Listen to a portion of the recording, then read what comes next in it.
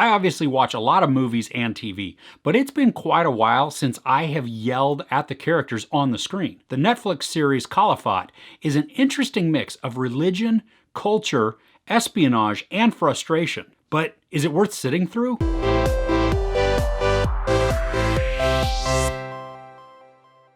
A secret police agent in Sweden is tipped off that a terrorist attack is about to happen. At the same time, a family is dealing with cultural issues and ideals. Before I get too far into the review, I just want to point out that I am reviewing this based on an entertainment perspective. That's it. There are cultural, religious, socio-political issues going on within this. Some of them may be true, some of them may be wildly exaggerated, some of them may be just absolute falsities. I don't know, and so I'm not going to speak to that. So when I give my rating at the end and the way that I feel about the show overall, it's only based on the entertainment value. The first half of the first episode of this series is a little bit confusing. Like, we're just thrown in and we're not given any context for what's going on. We don't really have any background yet on any of the people, but it just goes right into the action. And so I found myself just trying to really play catch up, hoping that the rest of the series wouldn't be like that I would figure it out, I would learn who the people are, that they would give me enough background so that I can become invested in it and it turn out to be a good show. But after the first half of the first episode, it did begin to make more sense. It clicked, everything fell into place. They begin to explain a little bit more of the characters. I got a little bit of breathing room also just in everything that was going on, and so I could put the pieces together and then begin to follow along. We have a main storyline going on with a couple of central characters, and then we have some little side shoot stories going on that could tie back into the main story. So first off, we have Pervin, who is a woman living in Syria. And then we also have Fatima, who is the Sapo agent living in Sweden who receives the tip that the terrorist attack is about to happen. There's Sulle and Karima, who are high school students in Sweden, and then Iba, who is a teaching assistant in Sweden at the same school as Sulle and Karima. Obviously, there are other characters at play, but these are the central figures and where a lot of the tension and a lot of the drama comes in. This show is intense. The anxiety that they manage to produce is just palpable.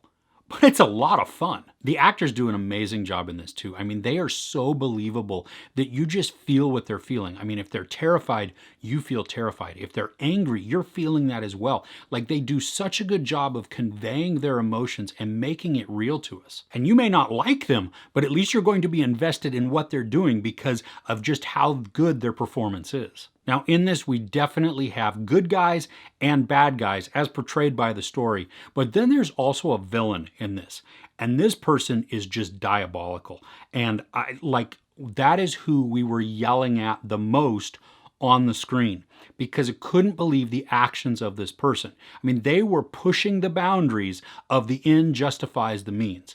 And it'll be interesting to see how you feel about them because I'm not telling you who it is. This is 8 episodes of heart-pounding drama, and it's so easy to binge them back to back to back.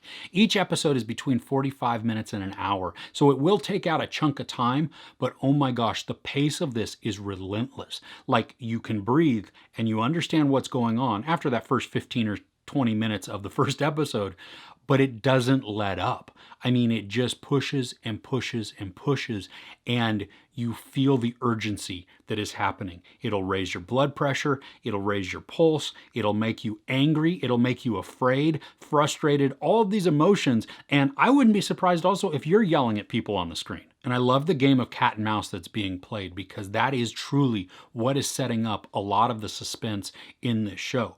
Even though we get to be privy to almost all of it, we're along for that ride, and I felt myself just clinching as we went. There are a couple of moments that I did see coming, or that were obvious, or that I was able to guess at who this person was or what this setup was going to be. But it didn't ruin it for me. I was so invested in the overall story, the overall tension, and just that intrigue and mystery and ultimately anxiety that was being produced, that knowing these little bits or guessing these pieces, it didn't bother me. Now, it's got to be said that there are some scenes in this that are pretty disturbing because they deal with domestic violence.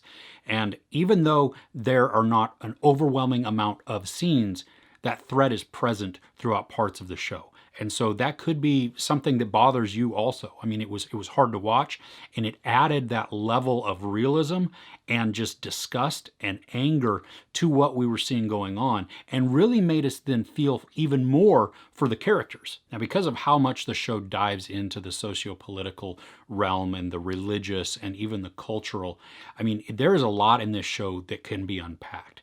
Now, that also means that you have to know what's real or what's not. And because I don't live in these cultures, I don't know. A lot of it is taking place in Sweden, and the other part of it is taking place in Syria. And I live in the United States, so I don't have any context for either of those other than what I see on the media. And that is wildly blown out of proportion or just untrue or could be accurate. I don't know because I'm not there to experience it firsthand. But as far as entertainment value goes, this show has it. I mean, it brings it in spades and it doesn't let up. It grabbed hold of me, shook me around, threw me in the car, drove at 100 miles an hour, threw me out as we were going around a curve, and then spun around, picked me back up, and drove me back the other way, shaking me the entire time, making me just want to keep going and fear for my life at the exact same time. There is sex, but no nudity, a lot of profanity, and of course a ton of violence, and some of it even being domestic violence, which is hard to watch.